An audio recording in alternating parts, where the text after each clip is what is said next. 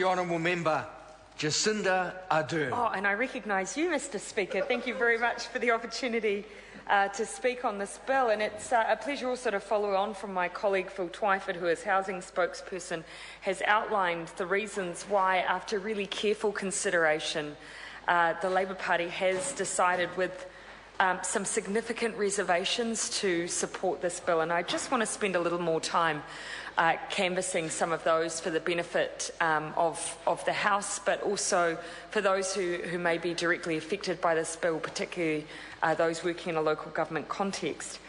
I want to start off, though, by, Mr Speaker, addressing the context under which it feels to me local government operating in. It feels not too dissimilar to the environment that our teaching profession is operating under. There seems to be a bit of a habit with this government.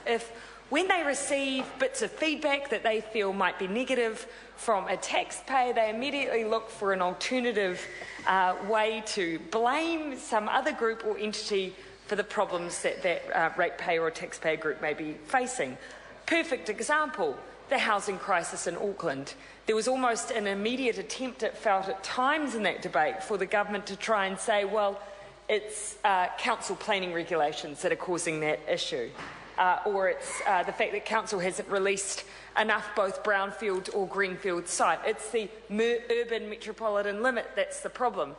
No real desire to, within themselves, look at the systemic issues that are causing the housing crisis, rather to find band-aid attempts to paper over them. But a lot of those were directed sometimes unfairly at local council, particularly in Auckland. Or, for instance, look at the debate that councils have been having to have about how they deal with the growing bill of providing the services they need to provide to their ratepayers without increasing rates. It's an issue that any major government department is facing in the wake of the global financial crisis, increasing inflation. Everyone's meeting those various cost pressures.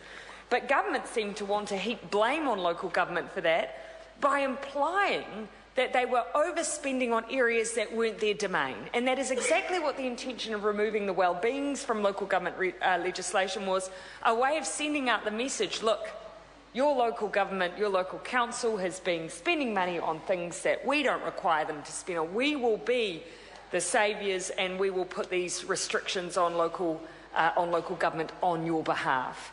Now, not only was that a completely inaccurate way to portray our hard-working local councils around the country and local government generally, it also has now restricted their ability to do their job, a double whammy. So it does feel to me, and you can see the difference even in the way the two parties have approached regional economic development.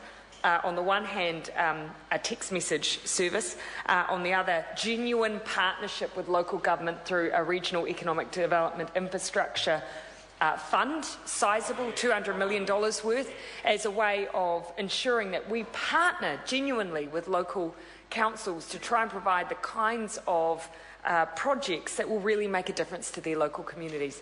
In the same way that we believed in the things like the Mayor's Task Force for Jobs as a genuine way of partnering with local government to address the needs of local communities. So a very different approach from the two major parties. But then speaking to specifically how this plays out in this bill, as I've already said, this bill splits into two parts. One is a bit more omnibus set of reforms. One is the more controversial, actually the omnibus reforms are controversial as well, but one part of those controversial reforms do sit around development contributions.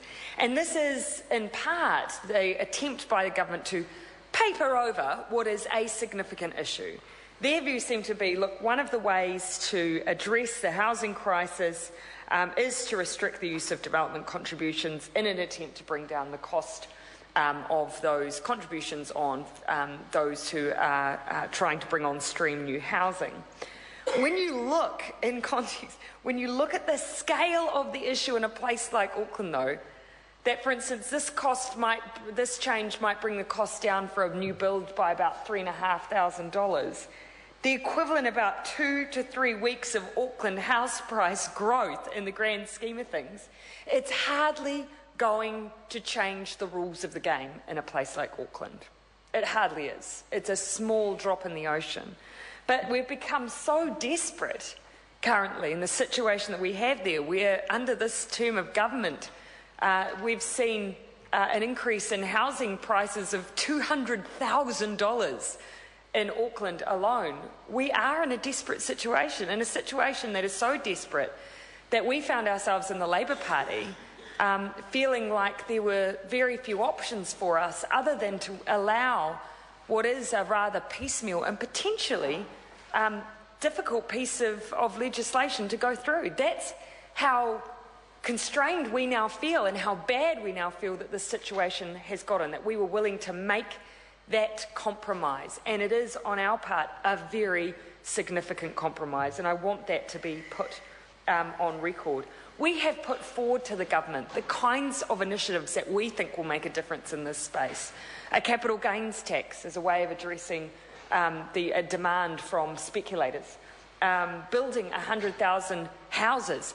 And we know, through KiwiBuild and the work that we've done, that the way to start bringing down cost to a much more significant degree than these changes in this bill will do is to start building houses on the kind of scale that we're talking about, 100,000 houses over 10 years.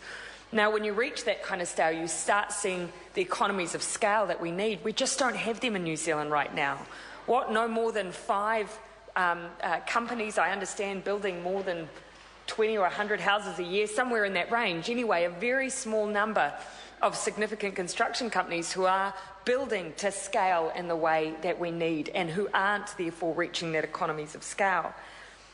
When you couple that with the fact that we just don't have enough affordable housing coming on stream, in fact something roughly like 5% per year of new builds are considered affordable, you can see that we need that systemic change. So CGT, building 100,000 houses ourselves, and also clamping down on overseas speculators who have no intention of living in New Zealand but who simply want to make money off our market.